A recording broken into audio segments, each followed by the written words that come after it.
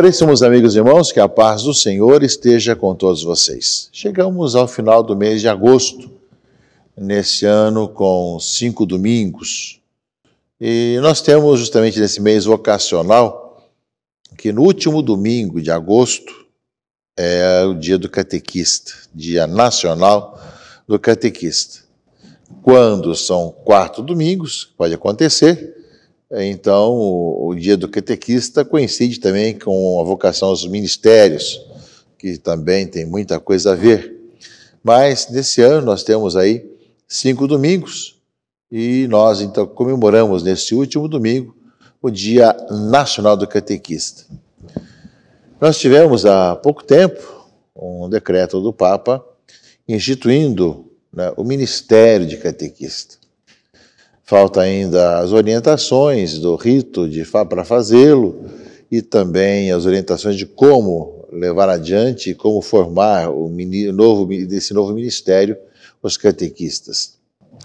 Mas queremos agradecer a Deus por tantos homens e mulheres, jovens e adultos que se dispõem, por uma graça de Deus, por uma vocação, a servir a comunidade como catequistas. Nós temos catequistas que passaram a vida inteira nesse trabalho, nessa missão, que aprofundaram a fé de tantas crianças e jovens que hoje já são pais e até avós. Mas também temos muitos jovens que estão nessa caminhada e que estão servindo ao Senhor como catequistas, com seu dinamismo, sua vida, sua caminhada, e toda a preocupação de que, nesse primeiro momento, depois de aceitar Jesus Cristo como Senhor, de conhecê-lo, de aprofundar, de conhecer ainda mais Jesus e ver as consequências da doutrina cristã. Hoje, devido a várias situações que nós vivemos, às vezes a catequese também tem que ser querigmática, tem que também estar anunciando o Senhor para as pessoas. Nessa sequência lógica que nós tínhamos aí no passado, esse primeiro anúncio de Jesus Cristo e depois esse aprofundamento da fé com a catequese, hoje, de uma certa forma, está muito unida devido às necessidades de evangelização e de catequese. Mas nesse Dia Nacional dos Catequistas, com tantos documentos que nós emitimos também pela Igreja do Brasil e todo o trabalho que é feito pelos catequistas, vai o nosso abraço, nosso agradecimento a Deus por tantos catequistas, homens e mulheres, jovens e adultos, que se dispõem a servir com generosidade, com disponibilidade ao nosso povo e aprofundar a fé. Por isso, nós concluímos o mês vocacional com essa vocação muito importante. Em algumas regiões do planeta, como a África, por exemplo, tem uma outra conotação de catequista, enquanto quase aquele que conduz uma comunidade, que educa uma comunidade. Que nós possamos, meus irmãos e irmãs, dentro das nossas tradições também, além de valorizar os catequistas e as catequistas, também de suscitar, no meio dessa comunidade, novos catequistas ou novas catequistas para poderem servir e levar adiante essa missão.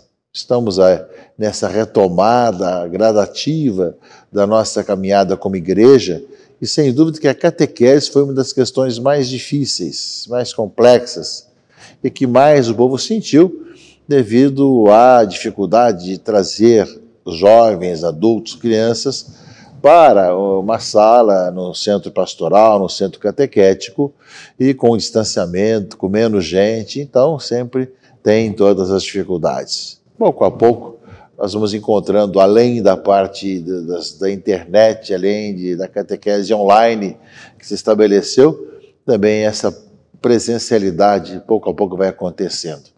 Mas, sem dúvida, meus irmãos e irmãs, eu agradeço muito também essa criatividade dos catequistas, ou das catequistas, que souberam também, em forma de desenho, em forma de desenho animado, também levar a catequese de uma forma lúdica para as pessoas, crianças, jovens e adultos nesse tempo de pandemia. Mas, ao mesmo tempo, nós sabemos que todos nós somos gratos aos nossos catequistas que, em nome da igreja, nos educaram na fé, nos ajudaram a compreender as coisas de Deus. Que nós possamos continuar com esse mesmo dinamismo, meus irmãos e irmãs, em todas as paróquias, capelas, comunidades, mesmo que seja por enquanto, em alguns lugares ainda, né, via internet, seja à distância, mas que a gente vá continuamente levando adiante esse aprofundamento da fé. E também, claro, onde é possível, também com a presencialidade. Nesse último domingo do mês de agosto, nós vamos celebrar o 22º domingo tempo comum. E nós voltamos a ler o Evangelho de Marcos. Nos últimos domingos nós estamos lendo João capítulo 6, terminamos o Evangelho de João, agora nós retomamos o Evangelho de São Marcos, que é o Evangelho desse ano B, ano de São Marcos, né, que nós temos na liturgia dominical. Não é? E nós temos hoje vários temas que estão ligados à liturgia desse domingo, 22º domingo tempo comum. Nós escutamos do Evangelho, para da questão da dificuldade, da reclamação que vieram fazer a Jesus, dos seus discípulos não observarem algumas normas da época de abluções, de lavar as mãos, etc., que faziam, não por uma questão de higiene, embora também o seja, mas sim uma questão de liturgia própria, né, dos judeus, não é? Ou seja, por que os teus discípulos não seguem a tradição dos antigos, não é? Como a questão é essa, mais do que a questão de higiene, que sempre devemos, ainda mais agora, com relação à pandemia, aprendemos muito com relação a isso, mas é uma questão de fazer as coisas como faziam no passado, não é? E aí Jesus vai dizer, bem falou o profeta, esse povo me honra com os lábios, mas seu coração está longe de mim. De nada adianta o culto que me apresentam, pois as doutrinas que ensinam são preceitos humanos. Vós abandonais o mandamento de Deus para seguir a tradição dos homens. Portanto, meus irmãos e irmãs, não se trata de uma questão apenas higiênica, né? Isso é muito natural e hoje mais ainda devemos lavar as mãos, higienizar tudo, etc., faz parte. Mas Jesus está reclamando um pouco da questão burocrática, formal, em que os fariseus criticam por não seguir uma tradição do passado, né, os seus discípulos, quanto Jesus trazia totalmente algo novo. E a resposta é muito clara que Jesus Cristo dá à comunidade que reclama dele com relação a isso. E nós sabemos, meus irmãos e irmãs, que é nesse aspecto. Escutai todos e compreendei. O que torna impuro o homem não é o que entra nele, vindo de fora, mas o que sai do seu interior. Ou seja, o que leva o homem a ser mau, a ser impuro.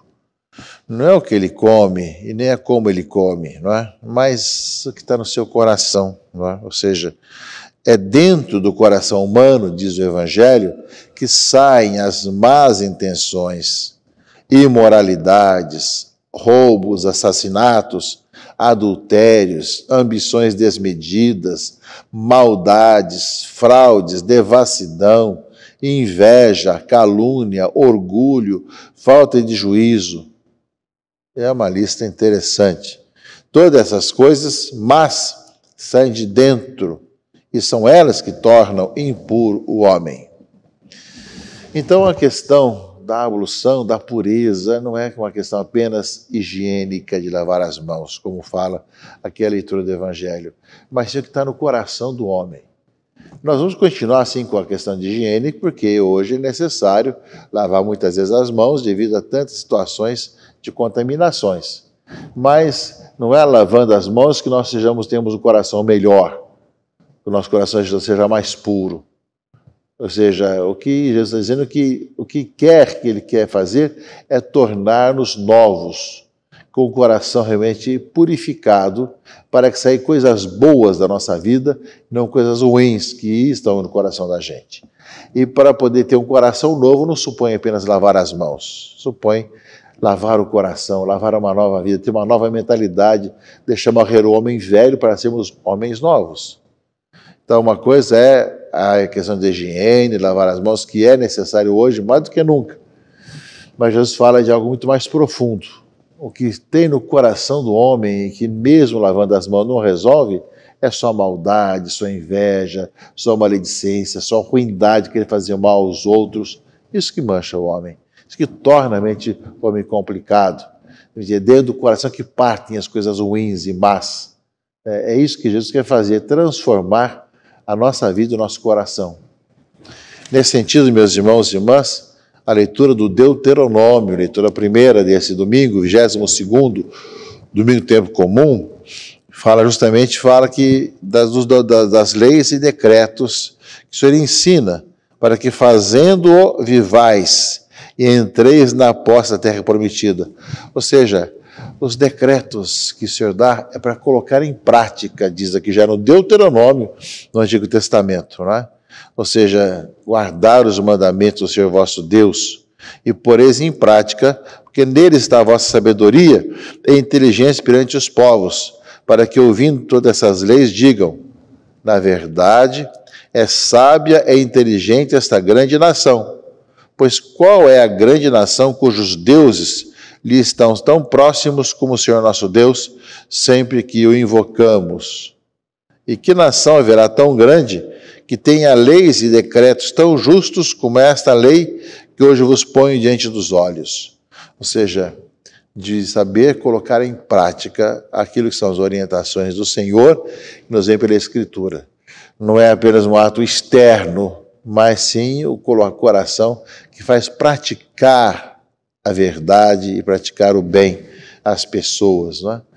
E na carta de São Tiago, a segunda leitura desse domingo, 22º, ele fala que todo dom precioso vem do alto, desce do Pai das luzes, não é? Ou seja, vem de Deus esses dons, não é? E, ao mesmo tempo, ele fala, né, para receber com humildade a palavra que em vós foi implantada, que é capaz de salvar as vossas almas. E volto de novo à questão da prática. Sede praticantes da palavra e não meros ouvintes. Se no Evangelho fala apenas da ablução das mãos, aqui São Tiago fala não apenas ouvir, enganando-nos a nós mesmos. E a religião pura e sem mancha diante de Deus é esta: assistir os órfãos e as viúvas em suas tribulações e não deixar contaminar pelo mundo. Portanto, meus irmãos e irmãs, uma palavra desse final de semana que nos faz voltar o coração cada vez mais para colocar em prática a palavra de Deus. Para que não seja apenas uma teoria ou apenas uma questão formal, mas que seja lavado mais nosso interior, que nós, ao ouvirmos, coloquemos em prática a palavra do Senhor, de tal forma, caríssimos irmãos e irmãs, que nós cheguemos a testemunhar em quem nós cremos e como nós cremos. Ao chegar nesse final do mês de agosto e celebrando o Dia Nacional dos Catequistas, nós queremos pedir que aquilo que nos ensinaram, e aquilo também que os pais passam aos seus filhos, aquilo que os catequistas passam hoje aos catequizandos, possa ser além da palavra, também pelo testemunho, por aquilo que se vive, porque isso se coloca em prática, para que colocando em prática possa cada vez mais e melhor viver a sua vida de fé e possa ser sinal de Cristo no mundo.